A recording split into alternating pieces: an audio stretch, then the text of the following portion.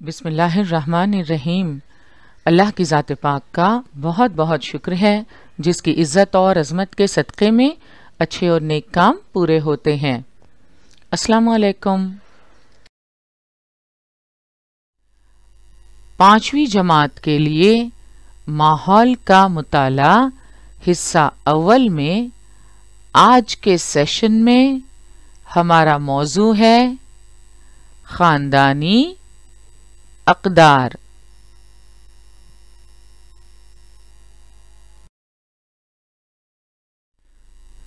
सबसे पहले सबक के अहम निकात पर एक नज़र डालते हैं।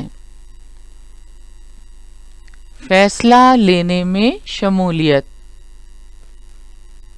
ईमानदारी और बेईमानी के नताइज। अवामी ज़िंदगी में ईमानदारी, आपसी ताउन की इफ़ादियत, इनकिसार की आदत और आखिर में मुसावाते मर्दो ज़न। पिछले सेशन में हमने ख़ानदान में फ़ैसला लेने में शमूलियत की अहमियत और फ़वाइद का मुताला किया। आज हम ईमानदारी और बेईमानी के नताइज को मिसालों की मदद से समझेंगे। आपसी ताउन की अफादियत, रवादारी की आदत और मुसावाते मर्द व ज़न का मुताला करेंगे। कहते हैं the love of a family is life's greatest blessing. हमसे अच्छे बुरे अमल होते रहते हैं, कभी गलती भी हो जाती है। अपनी गलती का एहसास होते ही वालिदैन, भाई बहन और दोस्त व सहेली को साफ दिल से बता दें। इससे हमें अपनी गलती की इस्लाह का मौका मिलता है और हमारी ईमानदारी जाहिर होती है। तो गलतियां तो इंसान से ही होती हैं। अगर हमसे कोई गलती हो जाए तो हमें फौरन उसे कबूल कर लेना चाहिए, मान लेना चाहिए। वालिदैन, भाई बहन और दोस्त व सहेली को साफ दिल से बता देना चाहिए। इससे हमें अपनी गलती की इस्लाह का मौका मिलता है और हमारी ईमानदारी जाहिर होती है। हमें अपने काम खुलूस से अंजाम देना जरूरी है। जो भी काम आप करें, पढ़ाई करते वक्त, खेलते वक्त,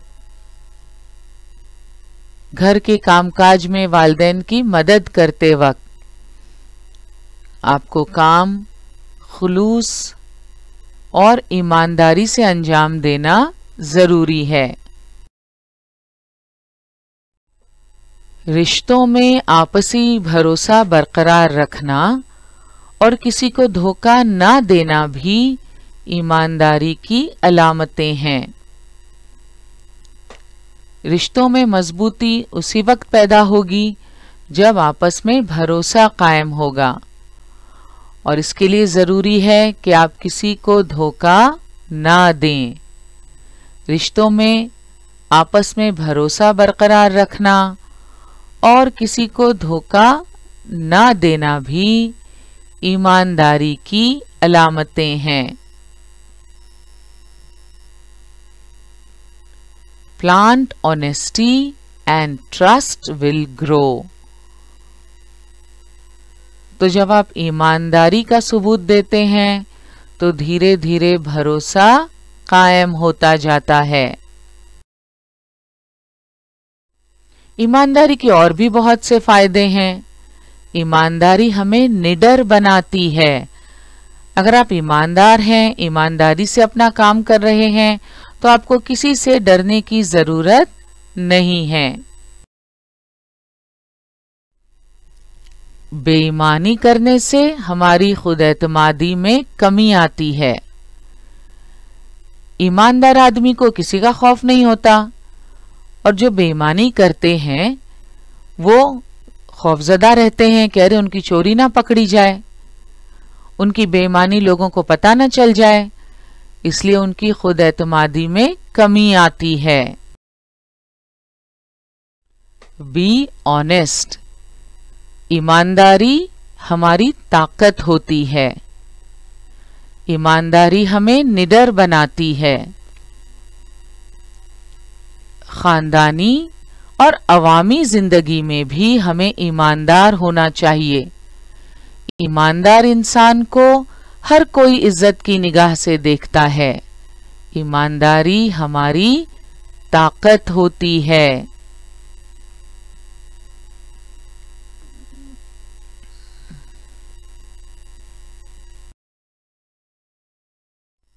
इसे हमेशा जहन में रखें।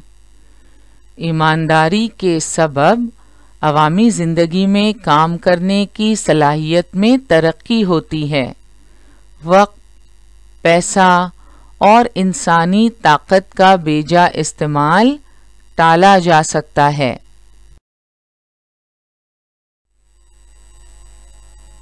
पहचाना?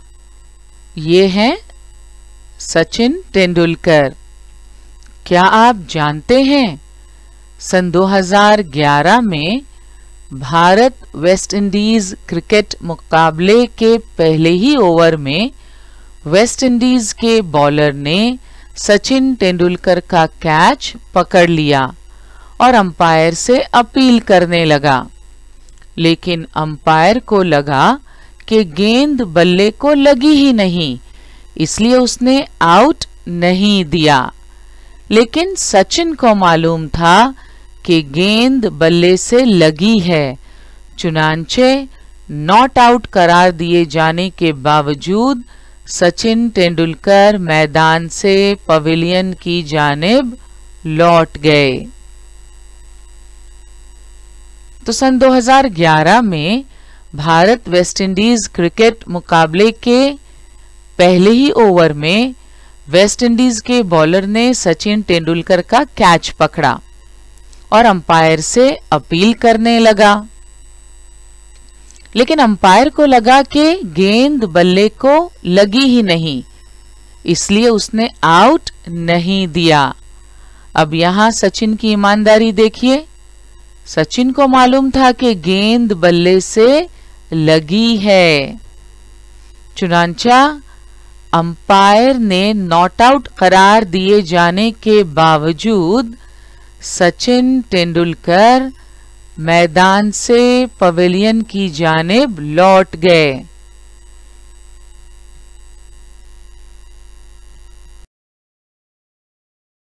आइए देखते हैं उस वक्त क्या हुआ था।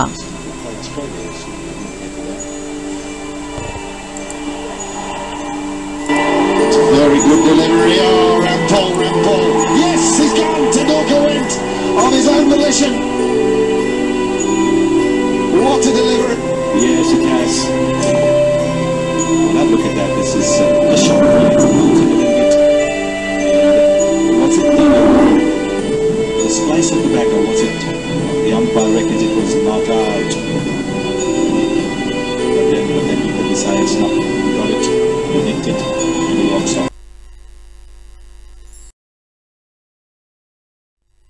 तो देखा आपने, सचिन तेंदुलकर ने खेल के मैदान में ईमानदारी की उम्दा मिसाल कायम की। अंपायर के नॉट आउट दिए जाने के बावजूद सचिन तेंदुलकर मैदान से पवेलियन की जानिब लौट गए। वो चाहते तो खेल जारी रख सकते थे क्योंकि अंपायर ने उन्हें नॉट आउट करार दिया था, लेकिन सचिन को मालूम था कि गेंद बल्ले से लगी है, चुनांचा नॉट आउट करार दिए जाने के बावजूद सचिन तेंदुलकर मैदान से पवेलियन की जानिब लौट गए। तो ईमानदार इंसान को हर कोई इज्जत की निगाह से देखता है। ईमानदारी हमारी ताकत होती है। अवामी जिंदगी में ईमानदारी। अभी हमने देखा खानदानी और अवामी जिंदगी में भी हमें ईमानदार होना चाहिए।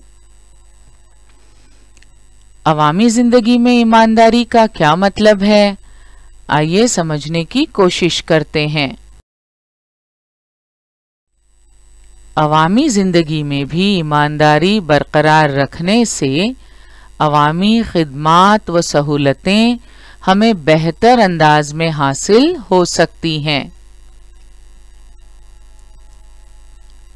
मसलन हमारे मुल्क में आमदोरफ्त के मुख्तलिफ ज़राए का इस्तेमाल किया जाता है।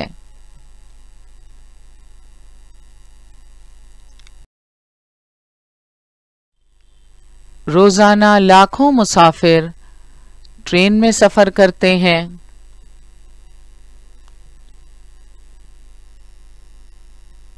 ट्रेन में सफर करने से पहले ट्रेन की टिकट लेना जरूरी है। रेलवे स्टेशन पर टिकट चेकर्स होते हैं जो आपकी टिकट चेक करते हैं। ये टिकट चेकर्स ट्रेन के डिब्बों में भी आते हैं और देखते हैं आपने टिकट ली है या नहीं। जो मुसाफिर टिकट नहीं लेते उन्हें जुर्माना अदा करना पड़ता है।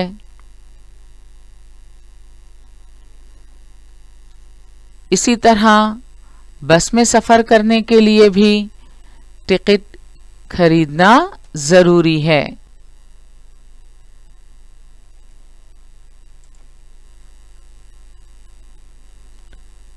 बस में भी कई मुसाफिर रोजाना एक जगह से दूसरी जगह सफर करते हैं। ये देख रहे हैं आप नीले लिबास में, ये टिकट चेकर्स हैं। आपने अक्सर उन्हें देखा होगा।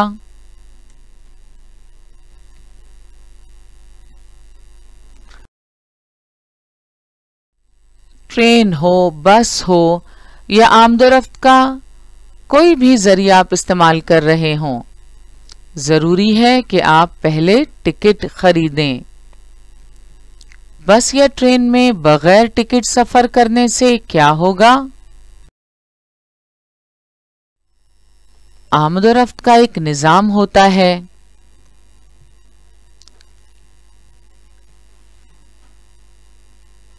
अगर आप टिकट ना लें तो आमदोरफ्त का निजाम खसारे में चला जाएगा और कुछ अरसे बाद बंद भी हो सकता है। हर शख्स ईमानदारी से टिकट ले तो ये मसला पैदा ही नहीं होगा।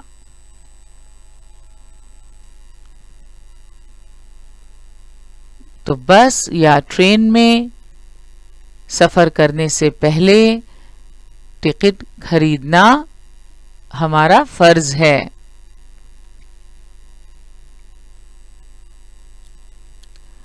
ताकि आमदोरफ्त का निजाम बखूबी चलता रहे और कोई मसला पैदा ना हो। Travel with dignity, travel with proper ticket.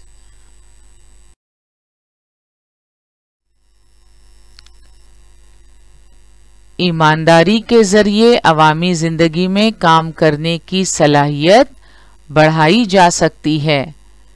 ईमानदारी का शऊर अवामी जिंदगी में बाकायदगी और काम करने की सलाहियत बढ़ाने में मुफीद साबित होता है।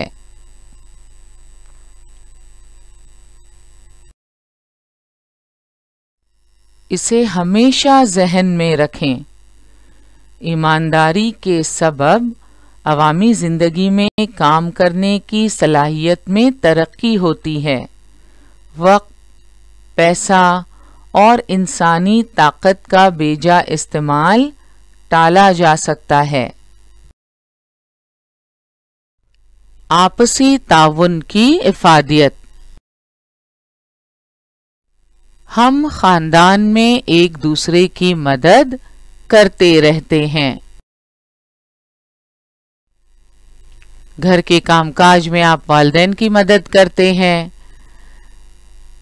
त्योहार के मौकों पर खास तौर पे आप घर वालों की मदद करते हैं। घर में जो बड़े बुजुर्ग हैं, जो बीमार हैं, आप उनकी खिदमत करते हैं, तीमारदारी करते हैं। तो इस तरह हम खानदान में एक दूसरे की मदद करते रहते हैं।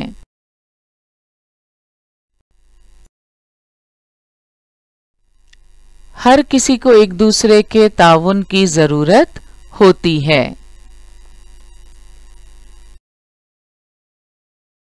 खेल खेलते वक्त खिलाड़ियों में आपसी ताउन जितना ज्यादा होगा, उनका खेल भी उसी कद्र बेहतर होगा।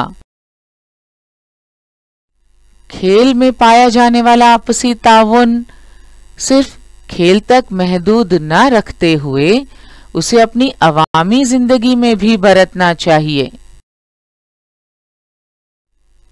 समाजी जिंदगी में हर किसी को आपसी ताउन की जरूरत होती है। कोई ये नहीं कह सकता कि मैं अकेला सारे काम कर सकता हूं, मुझे किसी की मदद की जरूरत नहीं है। नहीं, ऐसा नहीं होता। समाजी जिंदगी में हर किसी को आपसी ताउन की जरूरत होती है। हमें भी दूसरों के ताउन की जरूरत होती है। स्कूल में पढ़ाई के दौरान एक दूसरे के ताउन से बहुत कुछ सीखा जा सकता है। घर या घर से बाहर जरूरी है कि हम बुजुर्गों का एहतराम करें, उनकी मदद करें। सड़क पार करते हुए उन्हें ताउन करें। यहां आप देख सकते हैं तस्वीर में किस तरह एक शख्स बस में एक बूढ़ी औरत को बैठने की जगह दे रहा है।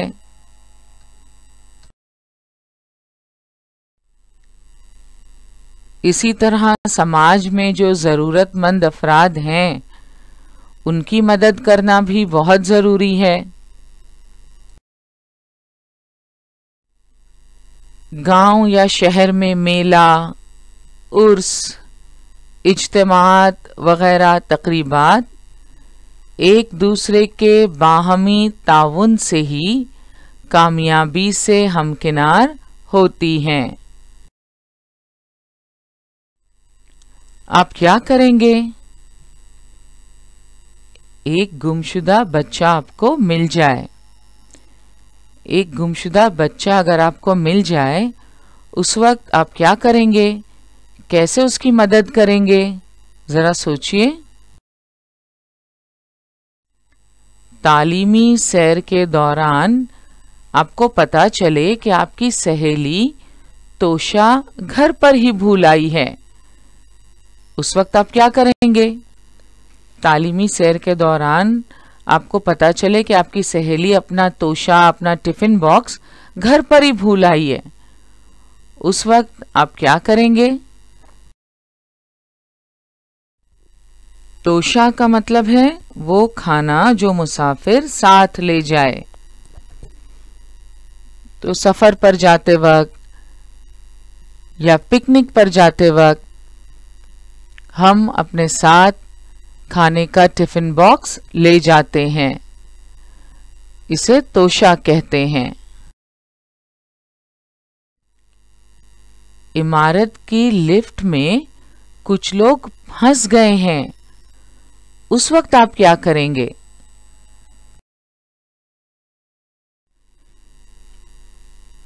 एक गुमशुदा बच्चा आपको मिल जाए तो आप क्या करेंगे? हो सकता है वो गुमशुदा बच्चा रो रहा हो, अपने वालिदैन को याद कर रहा हो, तो सबसे पहले तो हम उसे तसल्ली देंगे, उसे चुप कराएंगे और नज़दीकी पुलिस स्टेशन में ले जाकर पुलिस के हवाले करेंगे ताकि पुलिस की मदद से बच्चे के वालिदैन को तलाश किया जा सके और उसे उन तक पहुंचाया जा सके। इसके लिए आप अपने बड़ों की मदद ले सकते हैं।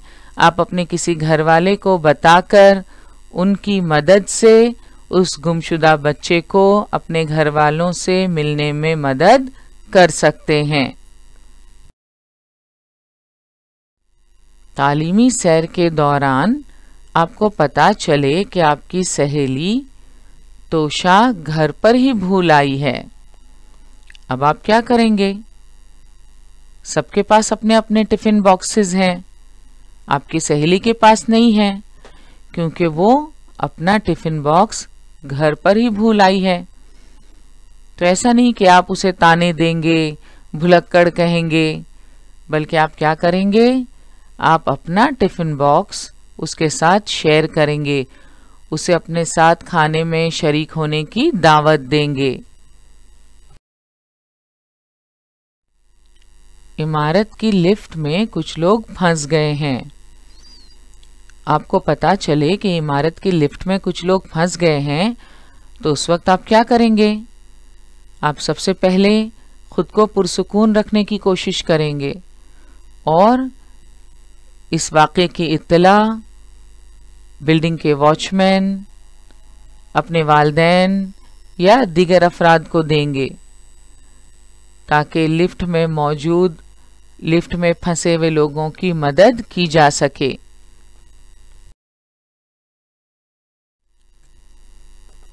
रवादारी की आदत। हम सब में कुछ अच्छाइयाँ और खामियां होती हैं।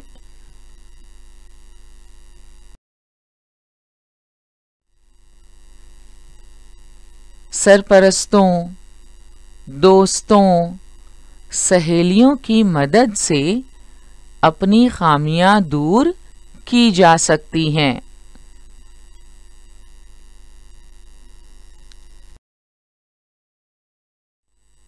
मिसाल के तौर पर जिस तरीके से हम बात करते हैं, अगर उस तरीके में खामियां हैं तो हम उसे अपने सरपरस्तों और दोस्तों की मदद से सुधार सकते हैं। जरूरी नहीं कि हर कोई एक दूसरे के ख्यालात से हर वक्त मुत्तफिक हो। अपने दोस्तों, सहेलियों में कभी कभी इख्तिलाफ भी पैदा हो जाता है। ऐसे मौके पर अपनी बात पर अड़े रहने की बजाय दूसरों के ख्यालात भी सुनना चाहिए। इससे रवादारी का जज्बा पैदा होता है और इस जज्बे को परवान चढ़ाया जा सकता है। रवादारी का क्या मतलब है? अपनी राय से ज्यादा दूसरों की राय की कद्र करना। रवादारी का मतलब है अपनी राय से ज्यादा दूसरों की राय की कद्र करना।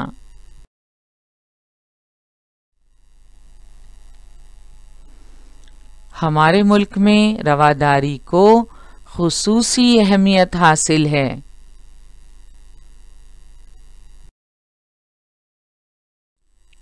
हमारे मुल्क में रवादारी को खुसूसी अहमियत क्यों हासिल है? यहाँ मुख्तलिफ मज़ाहिब, नज़रियात, रस्म व रिवाज के हामिल कई लोग बसते हैं। इसलिए तमाम लोगों को रवादारी से पेश आने की ज़रूरत है। रवादारी के ज़रिए तनव्वुअ को बरकरार रखना मुमकिन है। तनव्वुअ के सबब ही हमारी समाजी जिंदगी बेहतर है।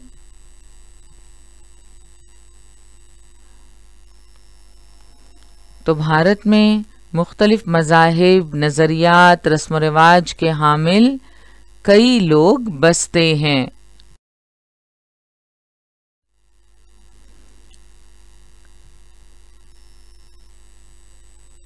भारतीय समाज में मुख्तलिफ ज़बानें, मज़ाहिब, तहज़ीबें, रस्म व रिवाज और रिवायात हैं। ये तनव्वो हमारी तहज़ीबी शान है। मराठी, कन्नड़, तेलुगु, बंगाली, हिंदी, गुजराती और उर्दू जैसी मुख्तलिफ ज़बानें बोलने वाले अफराद हमारे आसपास रहते हैं। वो अलग अलग तरीक़े से त्यौहार और तक़रीबात मनाते हैं। उनकी इबादत और पूजा पाठ के तरीक़े मुख्तलिफ हैं। गुनागुन तारीख़ी विरसा रखने वाले इलाक़े हमारे मुल्क में हैं। उनमें तनव्वो का लेन देन होता है। हमारे मुल्क में बरसहा बरस से रहने वाले इन मुख्तलिफ कौमों में इत्तेहाद का जज्बा पैदा हुआ है। इसी में हमें भारतीय समाज में पाई जाने वाली यकजहती नजर आती है। भारतीय समाज में पाए जाने वाले तनव्वो के सबब ही हमारी समाजी जिंदगी खुशहाल है। रवादारी समाजी खुशहाली का पहला मरहला है। इससे दूसरों के लिए हमदर्दी पैदा होती है। रवादारी की वजह से हम अपने माहौल के मसाइल को हल करने की कोशिश करते हैं।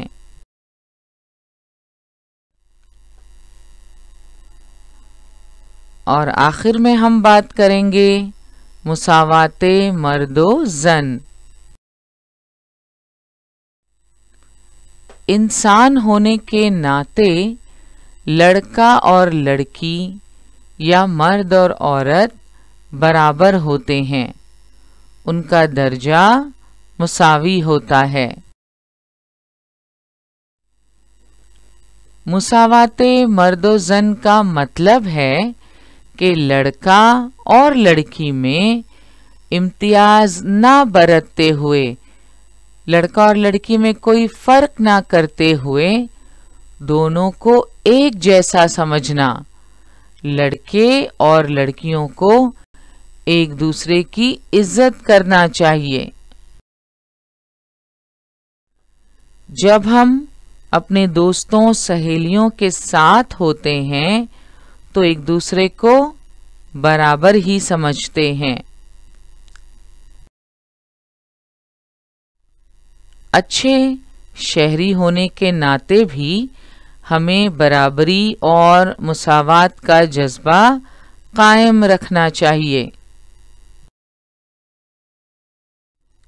मुसावात का जज्बा परवान चढ़ने पर सबको तरक्की करने का मौका मिलेगा। हर कोई तालीम हासिल कर पाएगा।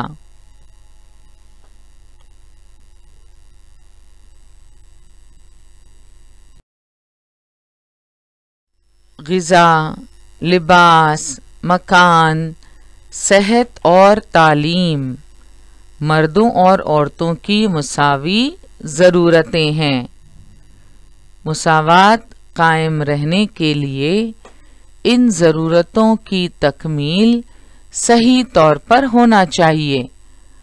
मर्द और औरत को इस तरह की खिदमात और सहूलियात के मसावी हुकूक हासिल हैं। इसी तरह तमाम मर्दों और औरतों को तरक्की के मसावी मौक़े मिलने चाहिए।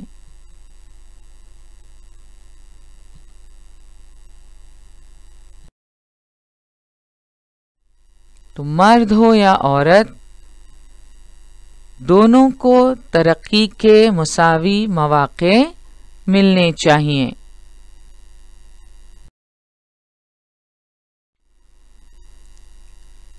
हमने क्या सीखा? घर के छोटे मोटे फैसलों में सबकी शमूलियत होनी चाहिए। अपनी ज़ाती और अवामी जिंदगी में ईमानदारी होना चाहिए। रवादारी और बाहमी ताउन के ज़रिए हमारी इज्तिमाई जिंदगी बेहतर और खुशहाल होती है। रवादारी के ज़रिए तनव्वुअ को बरकरार रखा जा सकता है। मर्द औरत मुसावी होते हैं, उनमें इम्तियाज बरतना मुनासिब नहीं है। सफ़ा नंबर 27 पर मश्क के लिए चंद सवालात दिए गए हैं। आइए उन्हें हल करने की कोशिश करते हैं। सबसे पहले अलिफ, खाली जगहों में मुनासिब लफ्ज लिखिए। पहला जुमला है, ईमानदारी हमारी डैश होती है। ईमानदारी हमारी ताकत होती है। दूसरा जुमला है, समाजी जिंदगी में हर किसी को डैश की जरूरत होती है। आपसी ताउन की। समाजी जिंदगी में हर किसी को आपसी ताउन की जरूरत होती है। तीसरा जुमला, हमारे मुल्क में डैश को खुसूसी अहमियत हासिल है। अभी हमने देखा रवादारी को, हमारे मुल्क में रवादारी को खुसूसी अहमियत हासिल है। और नंबर 4, मुसावात का जज्बा परवान चढ़ने पर सबको डैश करने का मौका मिलेगा। तरक्की करने का। मुसावात का जज्बा परवान चढ़ने पर सबको तरक्की करने का मौका मिलेगा। आज का हमारा सेशन यहीं मुकम्मल हुआ। इंशाल्लाह अगले सेशन में ज़रूर मिलेंगे। अस्सलाम वालेकुम।